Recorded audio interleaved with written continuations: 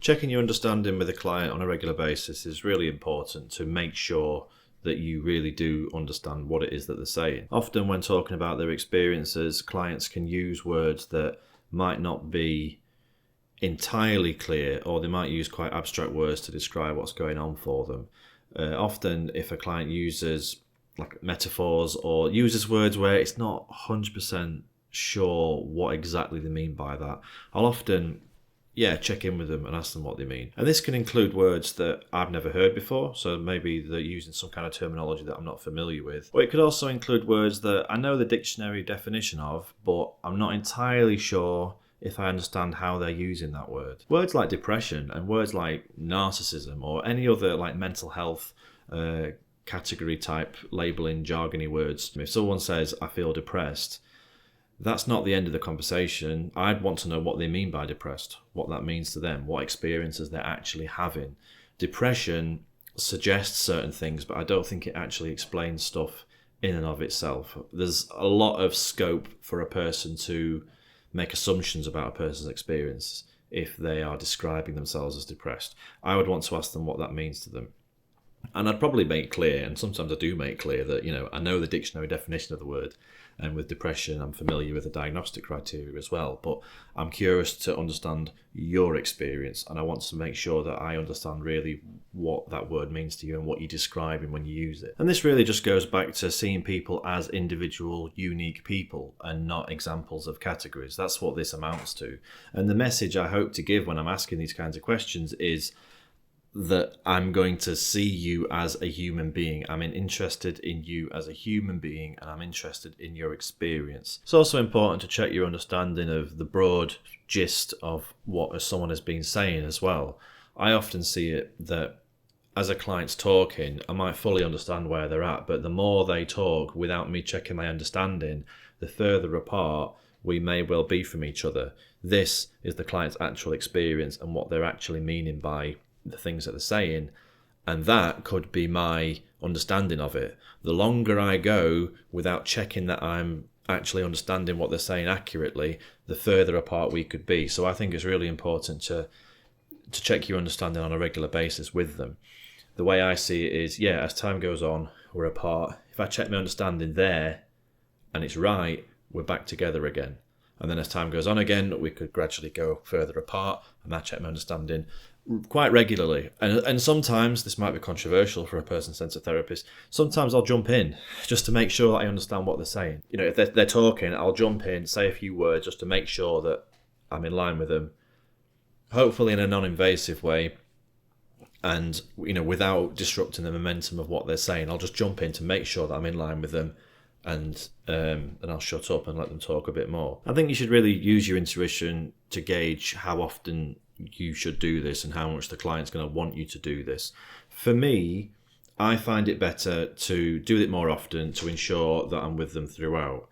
My fear, and this has happened once or twice, where if I leave it and leave it and leave it and leave it and leave it and leave it and leave it, by the time I'm checking my understanding with them, the potential for us to be apart is so great that, well, if we are further apart and the client realises that my understanding is completely off, then I don't think that's going to be very good for them. So for me, sometimes jumping in very quickly just to check that I'm in line with them, I think is worth it. Again though, use your intuition, I think.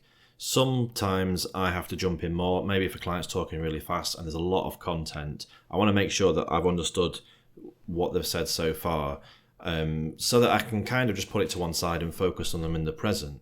If I go ages without checking my understanding, it feels like I have a lot more to hold on to. So often checking my understanding means that I can kind of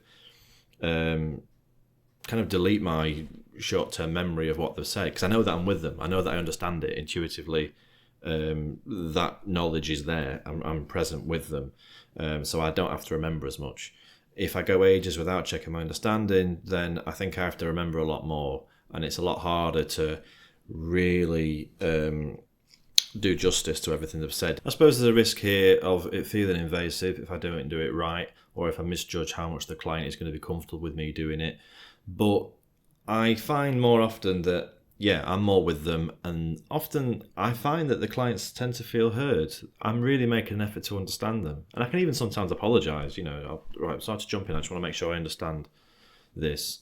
When I started training, and this is a common thing I think amongst students, I got an impression of person-centered of it being really a lot more passive than I see it now. So there was this idea that I'd got in my head, and I think a lot of students can get in their head, of never, ever, ever interrupting a client. Ever. Don't ever interrupt them. It's their space. They can talk as much as they want. Well, that's all well and good, but I think with some clients, you're never going to speak if you don't interrupt them. Some clients will fill the space or just talk a lot. And personally, jumping in just to check my understanding. And like I say, I apologise and just said, look, I just want to make sure that I understand so far. The implicit message there is, I really want to be with you. You can bring whatever you want, however you want, but I am going to make an effort, and I'm going to jump in sometimes to make sure that I'm really with you. And when I was training, I didn't feel I could do that. And I'd get lost at sea sometimes. If a client was talking really quickly, and I wasn't jumping in, and I wasn't making sure that I was staying grounded and I was staying in line with where they're at, because I didn't feel like I could, because person-centered doesn't allow me to do that, apparently. I'd get lost at sea, and I'd just lose any sense of where we were, really. And I don't think that was ultimately helpful for a lot of the clients. So I jump in a lot more now to make sure that I'm in line with them and make sure that I'm grounded as well. I think that's the other thing that checking your understanding can be really helpful for. It can help ground you by being able to express a bit of your experience of them so far. Another anxiety that I felt when I was training, and I think a lot of students can feel as well, is the anxiety that checking your understanding might suggest to the client that you've not fully listened to them, or that you are not knowledgeable enough about the things that they're saying. And I can understand this anxiety. I mean, I think I had it as well.